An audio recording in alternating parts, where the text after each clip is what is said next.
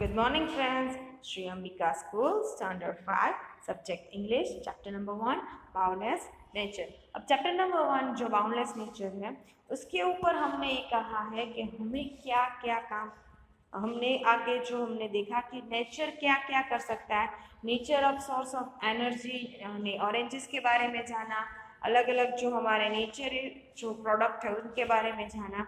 सो अब हमने लास्ट क्या किया था, हमने 5-6 सेंटेंस बनाए थे मैंगो एंड टोमेटो के ऊपर, favourite vegetable and favourite fruit. अब इस बार हम इस लेक्चर में दो अलग टॉपिक के बारे पर बात करेंगे जो नेचर से जुड़े, वो भी दोनों नेचर से जुड़े थे, बट यूर फेवरेट मीन्स आपकी डोमेस्टिक हो जाती है। बट हम जो आप ये जो आगे करेंगे उसमें आपको 5-6 लाइन लिखनी है। वन टाइप ऑफ ऐसे जो मैंने कहा उसमें जो दो, इसमें 3 ऑप्शंस हैं, 3 ऑप्शन में से आपको एक लिखना है, बट बाकी के 2 ऑप्शन आपको लिखने हैं। बट जैसे मैंने फ्रूट में कहा था आपको फेवरेट फ्रूट और वेजिटेबल में, वैसे ही दोनों के दोनों आपको खुद लिखने हैं। मैं आपको लिखवाऊंगी मैं आपको PDF भेज दूंगी शायद, बट पहले आपको खुद ट्राई करना है।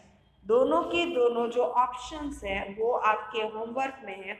ये वीडियो में मैं जितना दिखा रही हूँ वो छोटा होगा, बट आपका काम बहुत ज़्यादा होगा।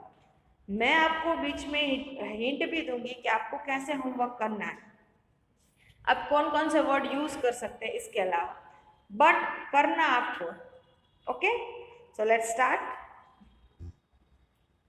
Write a 5-7 sentence any of the following nature energy.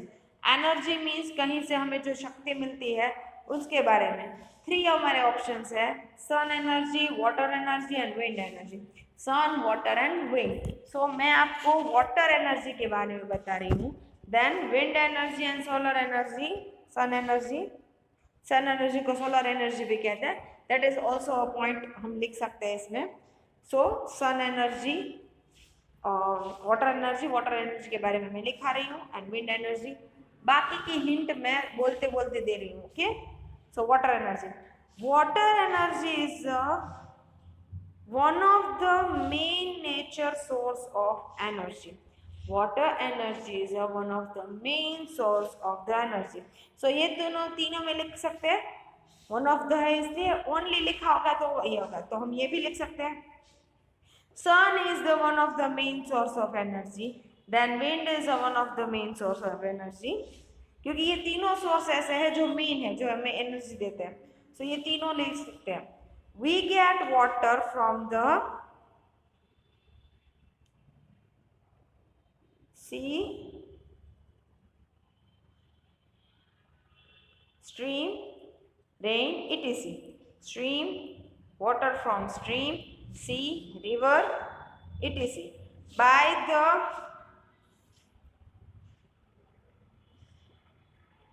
water resource we produce electricity. Water energy is the reversible source of energy. Water can the mainly most important in our life. So देखो ये कि water energy is the one of the main nature of source. वैसे हम wind का भी लिख सकते हैं, सन का भी लिख सकते हैं।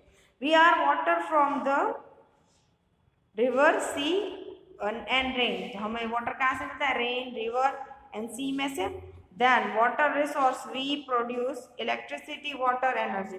सेम हम इसमें लिख सकते हैं, जो हमारी सन एनर्जी है उसमें लिख सकते हैं कि we get sun energy from the sun by the heat form, by the heat form, heat में जो मिलती है हमें इसलिए इस फॉर्म में मिलती है। हम इससे क्या कर सकते हैं? We can cook the food, we can make hot water, we can make, क्योंकि सोलर एनर्जी है तो सोलर कुकर होता है, सोलर हीटर होता है, सोलर पैनल से हम इलेक्ट्रिसिटी भी कर सकते हैं। सो हम we can use as a electricity also, cook food, वो सब कुछ लिख सकते हैं for solar energy. Wind energy में भी ये लिख सकते हैं। विंड हम कहाँ से मिलेंगी? हमें सोर्स हमें एटमॉस्फेयर में से विंड मिलेगी, जहाँ पे ज़्यादा प्रेशर होगा विंड का। When the pressure is high we can also use as a electricity, that water and wind दोनों का कर सकते हैं। Then they 3 energy are reversible.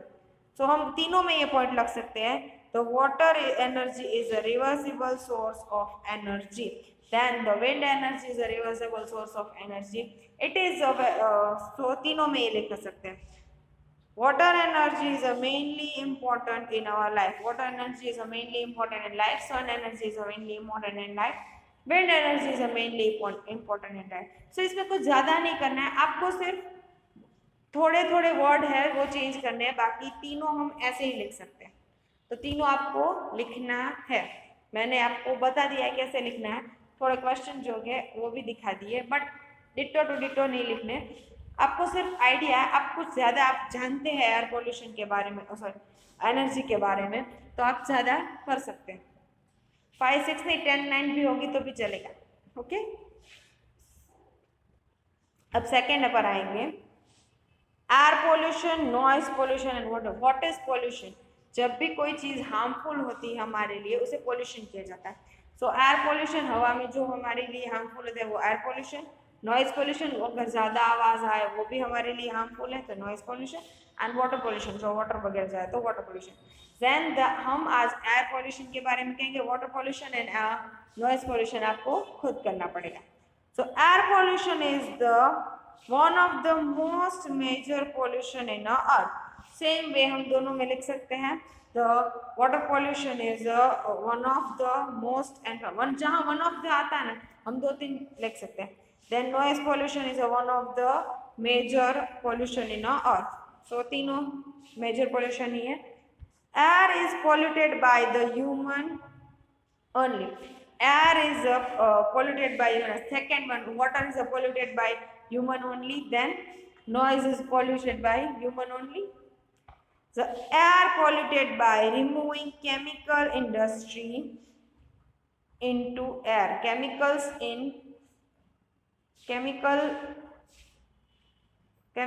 industry. Air polluted by removing the chemical industry into air. अब देखो water होगा तो water में आएगा removing the water, and the noise pollution because of the machinery of voice. Industry की machinery की voice है उसकी वजह से एयर पोल्यूशन आएगा. तो तीनों हम लिख सकते हैं. Pollution is the most harmful human because. Pollution is the most harmful because we can't get pure oxygen and air mainly polluted by AC. हम जो है जो एयर पोल्यूशन, एयर में पोल्यूशन ज़्यादा होगा तो हम सांस नहीं ले पाएंगे, प्योर ऑक्सीजन हमें नहीं मिलेगा. एंड देन सो हमारी वाटर पोल्यूशन क्या होगा? Water pollution is mainly polluted by the humans. and water pollution में क्या कर सकते हैं कि because of the dirty water we can't consume it, हमें disease हो सकती है, वो भी लिख सकते हैं. then कौन सा है? noise pollution. noise की वजह से हमारे कानों में पर्दे फट सकते हैं और ear can be blocked also, and we have the heart patient problem. तो हार्ट पेशेंट का प्रॉब्लम. आपको ये सारे वर्ड याद करके खुद सेंटेंस बनाने की ट्राई करनी है.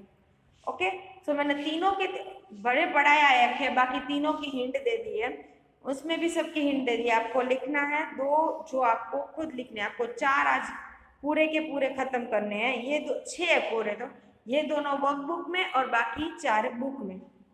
सो सारे के सारे लिखे होने चाहिए. And have a nice day. Good bye.